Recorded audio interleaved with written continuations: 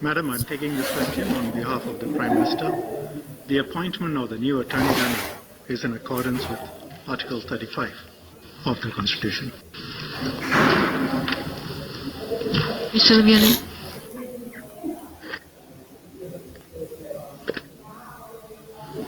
Supplementary question for Minister. My concern is actually regarding specifically Section 35, Subclause 4 of the Constitution. I'd like his comments on whether he feels that there is any issue with regard to the age of the new appointee.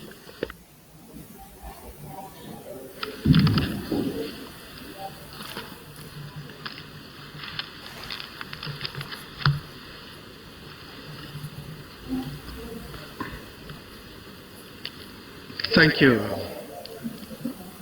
Madam Speaker, for allowing me to answer. No, Article 35(4) does not create an age issue for the appointee.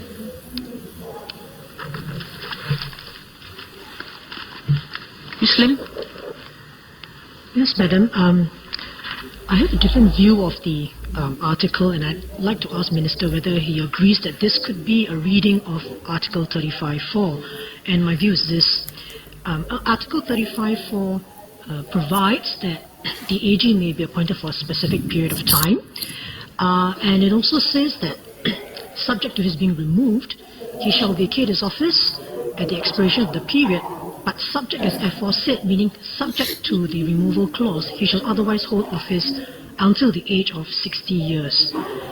And furthermore, the proviso to Article 35(4) states that the President has a discretion, if he concurs with the advice of the Prime Minister, to permit an AG who has attained the age of 60 years to remain in office.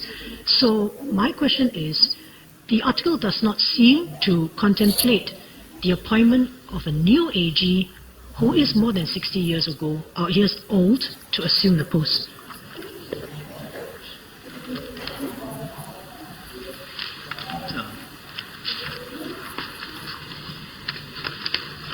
I think that would not be an accurate reading. In fact, it would be quite an inaccurate reading. If you look at Article 35(4) carefully, it provides for two types of appointments in two situations. One, an appointment of an AG without a specific term. That can only be done when the appointee is under 60 years of age. There are two parts to 35(4). The second situation, in that first situation, the appointment ends when he reaches the age of 60. The second situation is when the appointment of an AG is for a specified term, say 2 years, 3 years, and so on. That person can be below 60, can be above 60, and the appointment ends when the term ends. And of course, in both cases, government may allow extensions beyond the age of 60 or beyond the specified term. The proviso applies in one of those situations when a person below 60 has been appointed, and then he is allowed to carry on beyond 60. Any other reading would be looking for a reasonable word. Would not make much sense, because that would say that you can carry on beyond 60, but only if you have been appointed before you reach 60, and in which case then the age does not seem to be the relevant criteria. And if you look at past practice, Mr. Tan Boon Teck, the late Mr. Tan Boon Teck, held office until past the age of 63. At that time, the relevant provision stated age 55. Mr. Chan to hold office past the age of 60, and he was reappointed for a series of terms thereafter. Current Justice of Appeal, Justice Chow Hik Tin, was above the age of 60 when he was first appointed AG. He was 63 when he was appointed for a term of 2 years, and 65 when he left office. And we have had a number of AGs below the age of 60 who were appointed for a specified term. Mr. Walter Woon, the current Chief Justice, Justice Stephen Chong, Mr. V.K. Raja. All these appointments were in accordance with the Constitution, and the interpretation I put forward, Madam Speaker, is something we have confirmed with the Attorney General's chambers. Mr. Murali Pillai.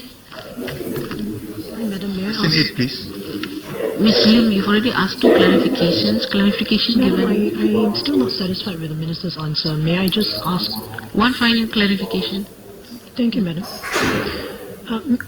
Madam, I think the Minister would also note that there is an Article 35(5) where it is specifically provided that nothing that is done by the AG shall be invalid by reason only that he has attained the age at which he is required by this article to vacate his office. So there is an indication in the Constitution about the importance of the age, and some of the office holders that he mentioned earlier, I think they were sitting AGs appointed before the cutoff, save for Chow Hik Tin, which case I think was never adjudicated. So my question is whether the government would, in good faith, to clarify this matter, apply to court for an interpretation to see whether the government's view is correct. That is quite ridiculous. The government has taken advice. I am satisfied. Anybody who reads it will be satisfied. If the member feels that there is something wrong, I would leave it to the member to apply. If the member is right, a number of anomalies, of course, Justice Chow Hik Tin's appointment as AG would then have been not in order.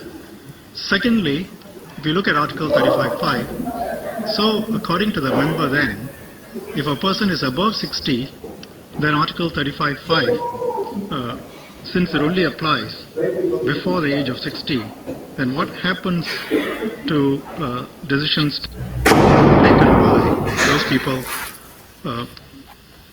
You must read the Constitution, with common sense.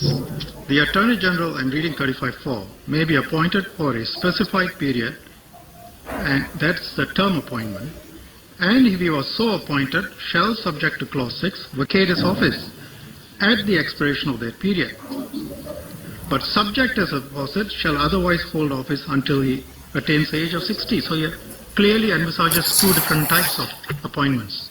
And it's strange to ask the government, which has taken a view and has taken advice from AGC, I disagree with you and therefore would you apply to court?